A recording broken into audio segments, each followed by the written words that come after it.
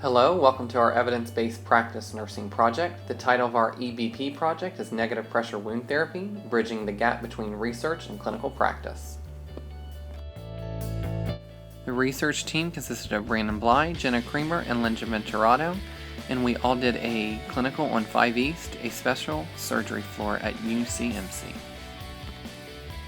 As we started clinical on 5 East, we all noted the discrepancy in the types of wound therapy being prescribed for patients. This led us to the clinical practice issue of which was the more effective type of wound therapy for wound healing. There were two main types, the standard by tradition, which was wet to dry, or wet to moist dressing changes, in which they were manually packed and debrided in order for wound healing. Now research is suggesting negative pressure wound therapy, in which an occlusive dressing device is hooked up to a pressure system in order to heal the wound. Research is saying this is the most effective type of wound healing at this point. This clinical practice issue is extremely important for our patients because we know the overall goal of wound therapy is to return tissue integrity in the least amount of time with the least amount of complications.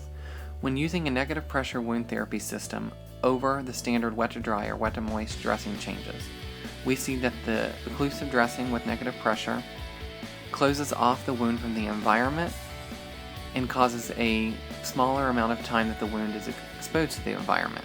Therefore, it decreases the risk of infection when doing dressing changes, decreases the chance of a secondary amputation that will happen,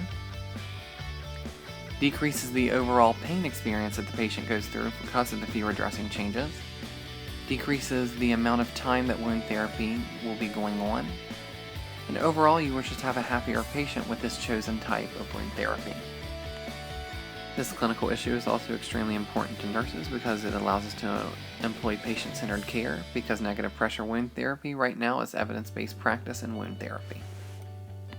In order to guide our research, we developed a PICO question. Our chosen PICO question was, in patients receiving wound therapy, what is the effect of negative pressure wound therapy in comparison to standard wound therapy on effective wound healing? The search for evidence was completed using the databases provided through the University of Cincinnati Library.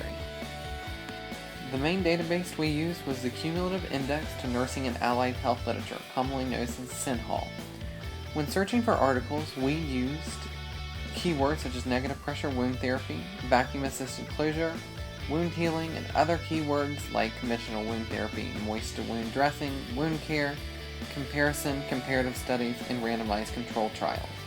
We limit it to the English language, full-text PDFs, peer-reviewed scholarly journal articles, and published in the last 8 years. Our group found 4 quantitative experimental research articles for our project. 3 of those articles were randomized controlled trials. 2 were level 1 high quality and 1 was a level 1 good quality randomized controlled trial articles. The other was a level 2 high quality quasi-experimental study.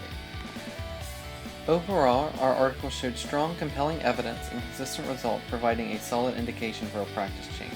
Therefore, our practice recommendation on wound therapy is for more often, patients be considered for negative pressure wound therapy for the most effective type of wound healing. This will lead to positive outcomes and decreased time, pain, amputation, and complete wound closure and wound healing. Thank you for listening to our evidence-based practice nursing project.